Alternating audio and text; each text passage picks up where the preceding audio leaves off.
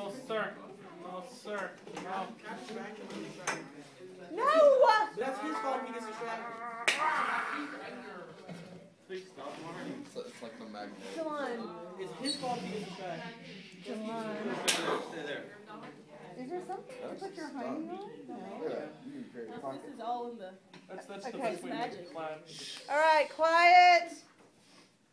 Dylan, we are not. Let him do what he wants to do. At least I'm dressed up. I can't see nothing. Move your body.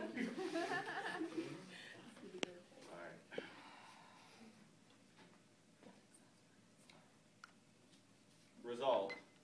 Juveniles ages 12 to 18 shall be tried as adults. My objective, to protect the status quo. I ask you to go with me through time, through cases, through lives lost. I ask you to journey with me through stories. 15-year-old Nemea Grigo told police that he had planned on shooting up a Walmart. How did he get to the police department? How did he get to where he was around police, you ask?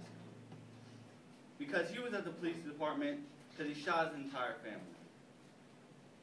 His father, who was a pastor, his mother, and his 3 siblings, aged 9, 5, and 2. The average person lives an approximate age of 65 years. Let's calculate how many years were lost. His dad, at the age of 51, 65 minus 51 is 14 years. His mom, age 40, 60 minus 40 years equals 25 years. His oldest sibling, 9 years old, 65 minus 9 equals 56. His second oldest was 5, 65 minus 5 is 60.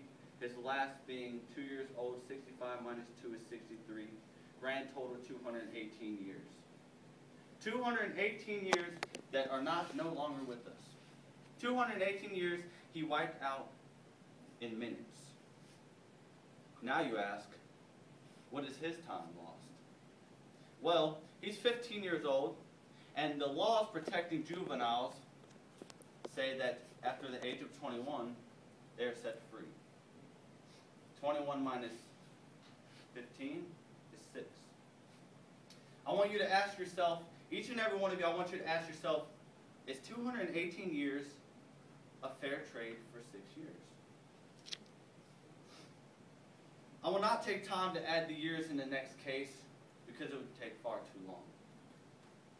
April 20th, 1999, Eric Harris and Dylan Klebold went to school. But they went to school with a little bit more of a heavy backpack. You see, they were carrying weapons, an arsenal. They were carrying sawed-off shotguns. They were carrying pistols, and they were carrying bombs, knives, everything. Why were they carrying these weapons? To kill everyone they could. Eric Harris and Dylan Klebold killed 13 people and injured 21. Before after ending their life. Now I need you to think outside the box. We all do know the ending to the story that Dylan Klebold and Eric Harris both killed themselves. Both as minors, shot up at school, they killed themselves. Think outside the box now.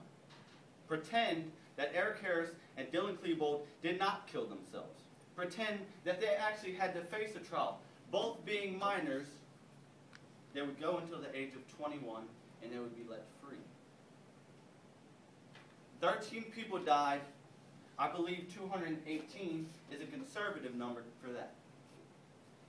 They went in their school and they wreaked havoc. They killed, they injured. And their journals imply that they were normal children. Normal children that just decided to kill. A 15-year-old boy kills 50-year-old after raping her. He rocked the cradle and then he killed her. 15 years old, raped a woman, 57 years old, and killed her. I want you to ask yourself, should that kid really get off? Should that kid really have such a light sentence?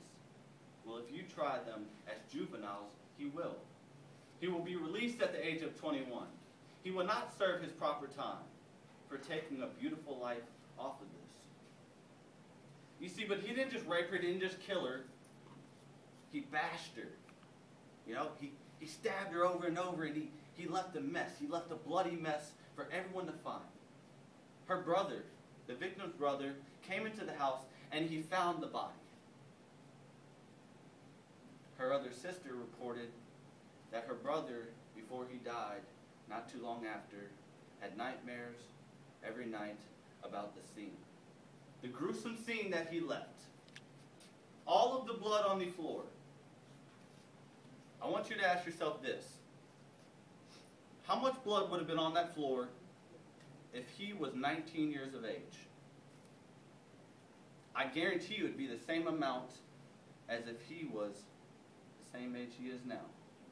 You see, the same amount of blood is on the floor, the same life is lost, and the only thing different is that he is born in 1996 instead of 1981. So now, because he's born in 1996, he's not over the age of 18, he gets off scotch-free. 16-year-old broke into a bathroom and beat a lady with a baseball bat. The baseball bat didn't change color much because it was maroon to begin with. Blood everywhere. I forgot to mention, this was his grandmother. Why did he do it? Because she told them he was moving. They were moving. Not his real grandmother either. It was a lady that took him from birth because she had dated, her daughter had dated somebody else, and that was her child. And she took him in. No blood relation. And what does he turn to do? He beats her with a baseball bat. And to add insult to injury, he stabs her multiple times. 20s, 30s of times in the abdomen. A lady that cared and nurtured when she wasn't even related to him. A lady that took him into his home. Now you ask yourself, was it just a thing that just happened? Was it of the moment? I think not. Because later, he went into that juvenile system and he beat a guard. He did it because he's wrong.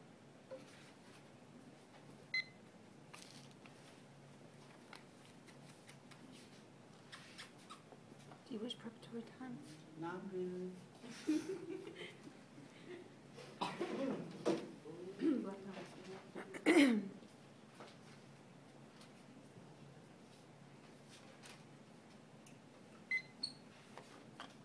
The job of the court system would be to help them out. Why should we throw their lives away instead of try to make them better for themselves, since they are only children and have not even lived their lives yet?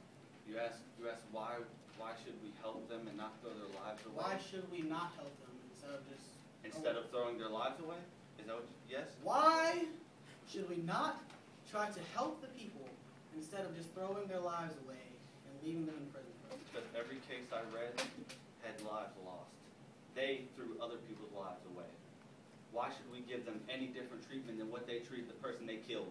Because I hear a lot of stories about what happened, but do you think that in any of these stories they could have had mental problems? You didn't address any of that.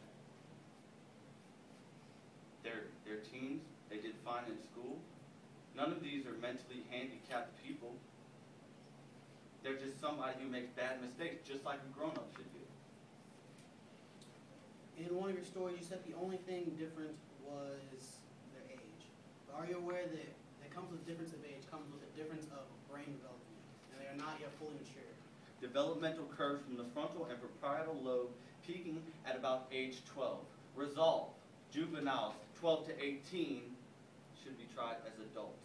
I think we are under that and we are covered. However, are you aware that the APA, American Psychology Association, claims that the brain has not developed a sense of right and wrong fully until the age of 15? Until the age of 15. Which would make your statement invalid, but mine was APA approved. APA approved? Why don't you go to 3 other approved sites, and I bet you they have 14, 13, 16, 17. It numbers. The People NBA know right from wrong at 13 years of age. They know right from wrong at 12. Well, what is there a difference of minors and mature adults? 12 and 25 are two different ages. So why should the mature person of 25 be held to the same accountability as the person of 12 years old? Because they both know right from wrong. Well, obviously there are different maturity levels if they're a minor and an adult. They both know right from wrong. Well, obviously there's different maturity levels. The person of 12, 25, when the minor was an adult. What we are discussing is that they know right from wrong. What we're discussing is that a minor and an adult should be held to the same accountability level, not right from wrong. Exactly, because they know right from wrong. Both of them do. So they're at the same level.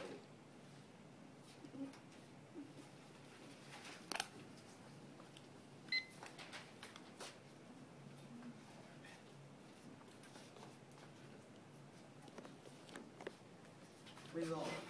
The juveniles aged 12 to 18 should be treated as adults in criminal justice. What are characteristics of a person?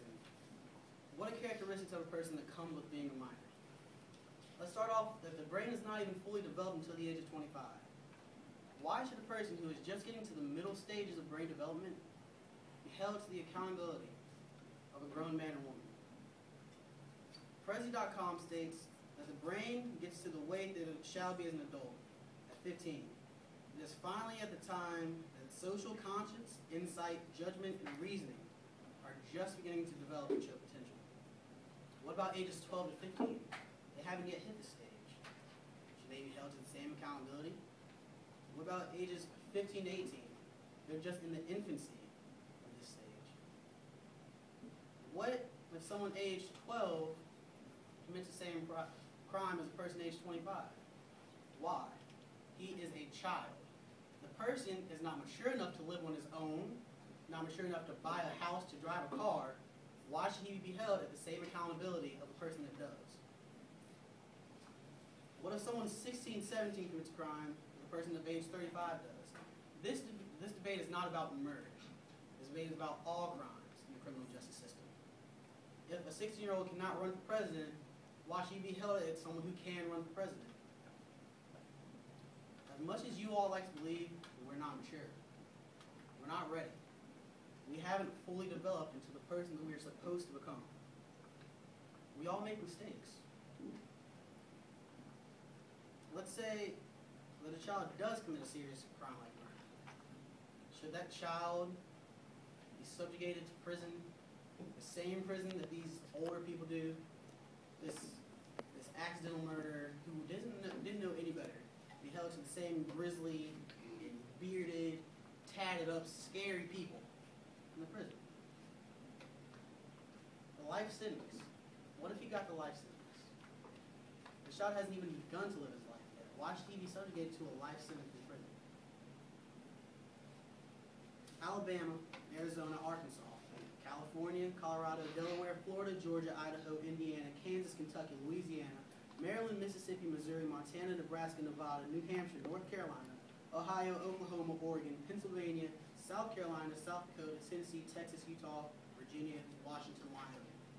These are the states that still practice capital punishment. These are the states that practice the death penalty. Imagine what it'd be like to stick a needle into a 12-year-old child to kill him, like you would an adult. Imagine what it'd be like.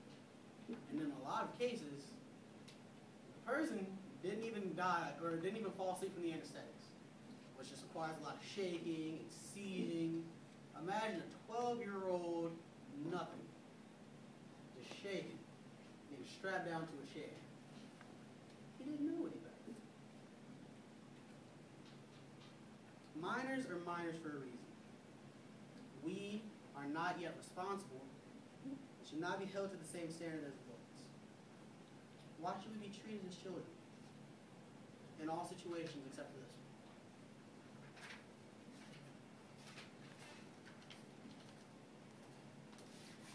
one.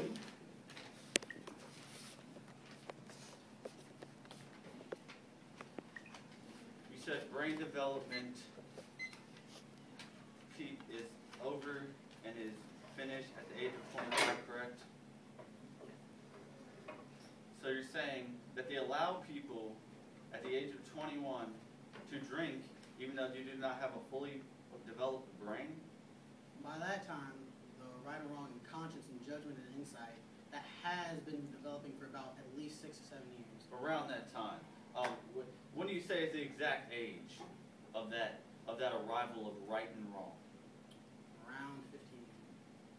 You said, and I quote, "Why should we hold this people accountable when they cannot live on their own, buy a house and buy a car?" Do you have to be able to buy a house and buy a car to know right from wrong? Is that mandatory? Well, that is a major decision in your life. So if you're not mature enough to handle a major decision like that, then obviously you made a bad choice on the other one, so that's a major decision also. So you can't handle that either. Is it wrong to kill? It is. How old are you? I'm 17. You know right from wrong, and you are 17 years of age, which is the people we are talking about right now. But You seem to know right from wrong. I'm not all people. I'm not all people in this world. So why should we, just because I know right from wrong, that does not mean every person in this world knows right from wrong. All right, you called it an accidental murder. An accidental murder because they are young. It's accidental. Because they are not ready, they are not developed, they are not So mature. it's an accident. It could be an accident. That 15-year-old boy accidentally swung that bat over and over and stuck his grandma in the abdomen with that knife over and over accidentally because he was under the age of 18? Does that make it an accident? Maybe he was influenced by other things in the environment. Did we hear the rest of the story, Junior? Did you tell all of his life, or did you just tell that one part? Maybe there was some external factors. His mind was influenced and not yet ready. Hold up, I didn't tell the entire story. How do you know that his mind was not influenced? Well, I'm can you willing hear the entire to story? I'm willing to You're accept supposed to look at me. I'm willing to accept that we do not know the entire story. Which Can we means hear I the can't entire say that he was in his right mind and you can't say that he wasn't. And that makes your argument invalid. No, it doesn't. If you can't prove that your story was valid, that makes your argument invalid. I did not say my story was not valid. You just said you couldn't Prove that he was in his right mind. I just proved that people in the age group we're debating on knows right from wrong, which you claim that they don't. Well, I said it just starts developing at 15. I'm 17. That means it just started developing. What about the 12 to 15-year-old who it hasn't started developing for? 15, 16, 17, 18. So that's 4 years before the end of our discussion that they actually do know right from wrong. The only thing they need to not kill, to not rob, to not buy a car, to not steal a car is right from wrong. I don't hear a question. Correct. I don't hear. Correct? What do I have next? Rebuttals. For how long? Affirmative has 2 4-minute rebuttals. Negative has up to 7 minutes for their rebuttal. All right. Can I have a minute? Mhm. Right?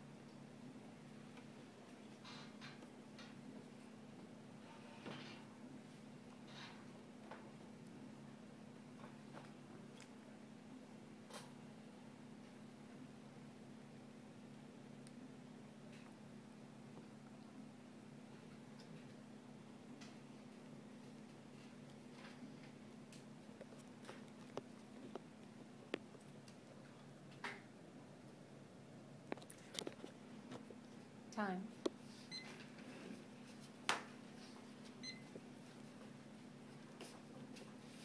I will answer a question from my opponent. Why am I only listing murders? Answer: because if they can understand a robbery or a rape is wrong, they must definitely know that a murder is wrong. 15-year-old girl writes in her diary that she enjoyed killing her 9-year-old neighbor. She acknowledged the fact that she was killing, and she acknowledged the fact that she enjoyed it. Which means it couldn't have been the spur of the moment, because she later went to her diary and she wrote it down. Hours after committing the crime. So you cannot possibly say that it was in the act, because she said enjoyed it hours later. 12-year-old Christopher Pittman shot his grandparents with a shotgun. He burned the house down and left. In his grandfather's truck, with money and with guns, just in case the cops would come and he would have to fight for his, why was he bringing guns? Because he had to bring them in case he got caught by the cops, because he knows the cops would try to arrest him, because he knows he did that. He knows that murder is wrong. He knows that robbery is wrong. He knows that crime is wrong. It does not take a rocket scientist to know killing is wrong. It does not take a rocket scientist knowing that if I take this picture